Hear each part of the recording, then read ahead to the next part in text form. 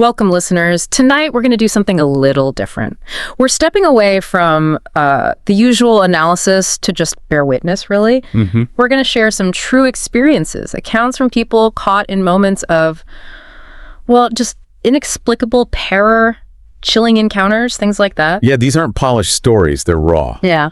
Vulnerability, that unsettling feeling when reality gets stranger and, frankly, much scarier than fiction. We're just recounting what they went through, trying to understand that feeling of being truly, truly scared. Exactly. Okay, so let's start. First one is from an 18-year-old guy. He's out walking his dog, a big Alsatian, in this huge state park. Okay. It's like 1 p.m., broad daylight. Seems totally normal. He takes the secluded path down near a river. There's an old abandoned house across the water. Right, setting the scene. He rounds a corner, hears voices, and he sees this woman wearing a bright pink blazer. She's sitting on the ground talking to this older guy, balding, and the guy looks hurt. He's like halfway down the steep, narrow slope near the river. His bike's overturned next to him. It's a nasty drop, maybe 8 meters onto sharp rocks below. Looks like an accident. Okay, seems straightforward so far. An accident. But then he notices the woman. She's smiling. Oh, that's not right. A smile. In that situation. That's the first big red flag, isn't it? That immediate inappropriate reaction. It just flips the whole script from concern to suspicion. Totally. And then he hears her whisper really low, "Someone's coming." Wow. And the man kind of grumbles. The guy's Alsatian. The dog starts whining, trying to get closer, like it senses something. Dogs often do. Yeah, so he pulls the dog back. He asks the woman, is everything okay? But she doesn't answer. Just keeps smiling. Looks at the injured man. He gives a pretty detailed description of her, too. Late 40s, that bright pink blazer, but then camo trousers, big hunting boots. Says she reminded him of Dolores Umbridge from Harry Potter. That's a strangely specific and unsettling image. The mix of formal and, well, almost predatory clothing. So he keeps walking for a bit, but the path just ends. He figures, okay, turn back. That makes sense. But he gets this gut feeling, something's really wrong. He feels like he has to go back and check on that man. Trusting the instinct. Good. This time, though, he takes a different path, one that runs parallel but higher up, overlooking the river spot. Smart. Gets a better view. And from up there, he sees it. He watches in horror as the pink lady stops 2 young boys, kids, maybe 12 years old, tops.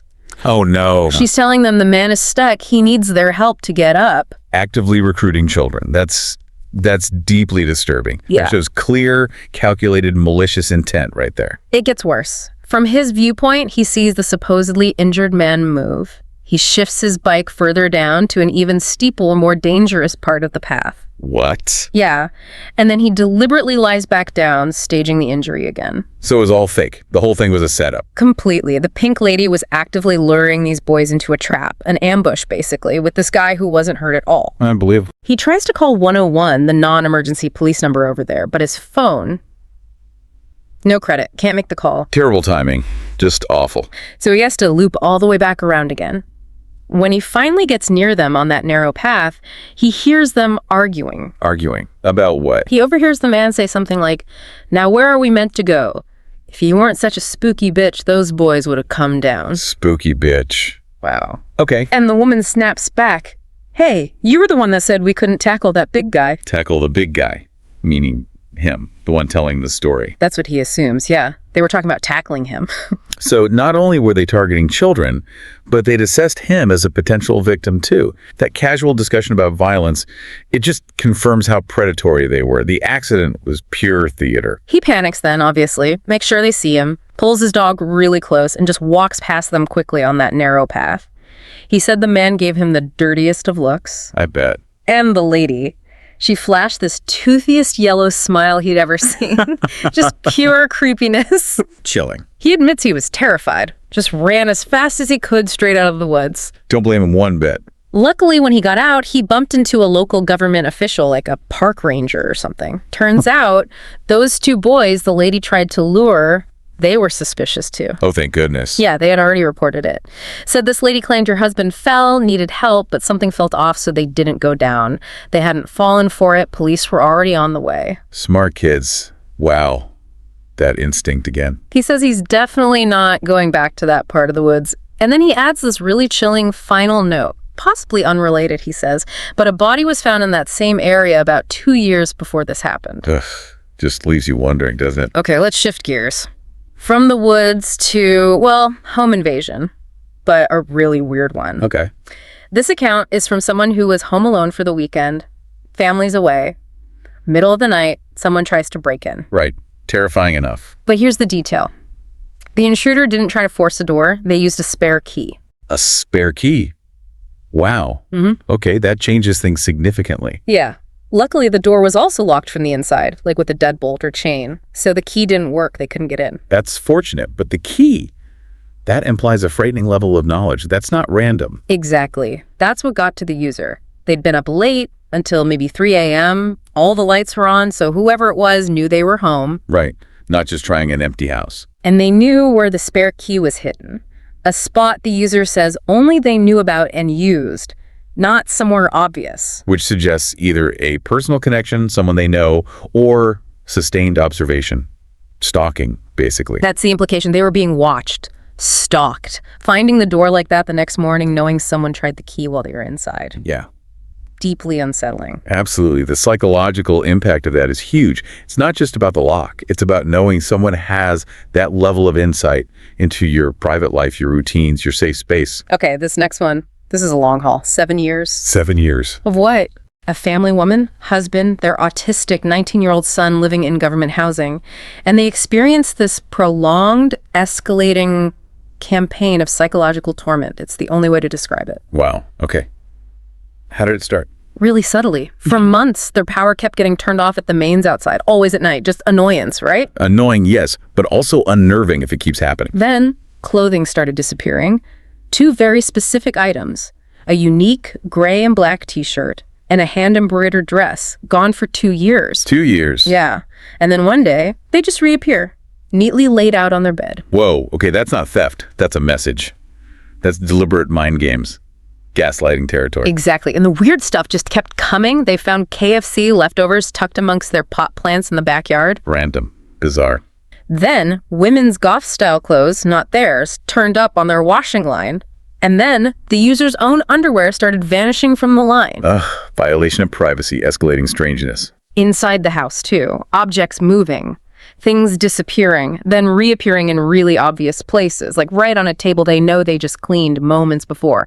Impossible places. Designed to make them question their reality, their sanity even. Then it got really dangerous. The focus shifted to the user's medication. She has severe hypertension, needs this medication. Oh no. Pills started disappearing, sometimes reappearing in weird, hard-to-reach spots. This went on for 4 years. 4 years of someone messing with a life-sustaining medication. That crosses a huge line that's moved beyond harassment into attempted harm. That's terrifying. And they didn't change the locks for ages because they thought, wrongly it turned out, that it would breach their tenancy agreement with the government housing. A common fear, unfortunately, that can prevent people from taking necessary security steps. The climax, sort of. A bloody handprint appears on their bathroom wall. A bloody handprint. Real blood. They assume so. It looked like it. That was a final straw. They were going to call the police, landlord, everyone the next day. But the next day, before they could do anything, the landlord calls them. Completely out of the blue. Never reported any of this. What did the landlord want? Said they were coming to change the locks that week. Just like that. Unprompted. Wait, what? How? That is incredibly strange. Almost like the tormentor or someone tipped off the landlord. Or maybe the landlord was involved somehow. So many disturbing possibilities. It just added this whole other layer of paranoia. Things did quiet down for almost a year after the locks were changed. A brief respite. But then it started again. Quietly at first. Items moving. The tormentor was back. Yeah. Persistent. The family started blocking doors at night, wedging things. That seemed to help if they remembered every single night. A constant state of vigilance. Exhausting. But about 6 months before this account was written, the activity moved outside. Loud thump on the wall right behind where the user was sitting. Oh my God. Followed immediately by the sound of someone running along the front of the house. Then, a week later, a man heard coughing just like 3 feet away from the house wall. Too close to be casual. That's a major shift. From subtle inside stuff to bold, audible, external presence. It suggests they're getting braver, maybe wanting to be noticed more directly. It's like a siege. Most recently, 2 of the user's favorite skirts vanished.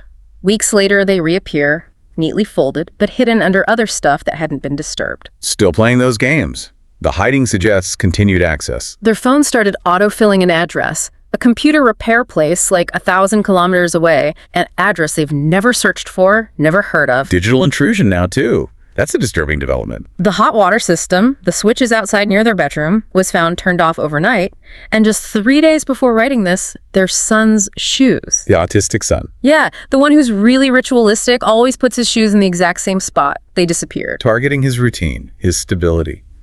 Cruel. And then the user's phone opens to Google Earth.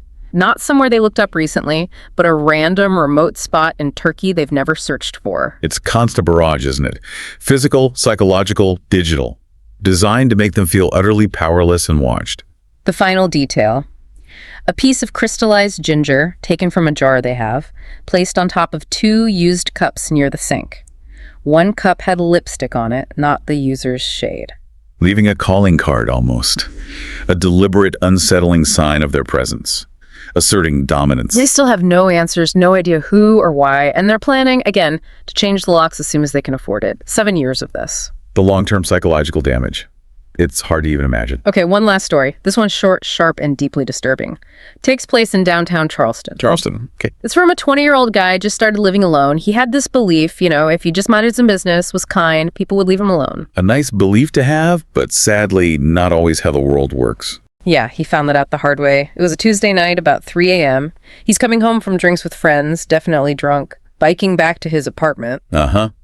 Vulnerable time. As he gets to his building, slings his bike over his shoulder to carry it upstairs, second floor apartment, he sees a shadow move across the street.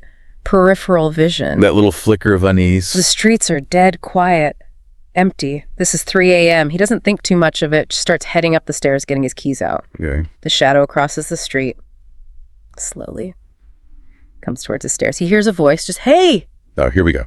He's still drunk, just wants to get inside, so he kind of replies over his shoulder, hey! Casual. Yeah. Suddenly, this guy is right there in front of him on the stairs. White guy. Bald, wearing what looks like a hospital gown.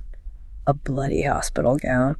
And he smells awful, like piss and feces. His eyes are just wide. Oh my God. That's terrifying. The visual, the smell, the setting. Then the guy pulls out a huge knife, points it right at him, and says this utterly bizarre and chilling thing. He says, I swear on my knife, I just want head from some black chick. What the hell? The aggression, the weapon, the sheer disturbing randomness of that demand.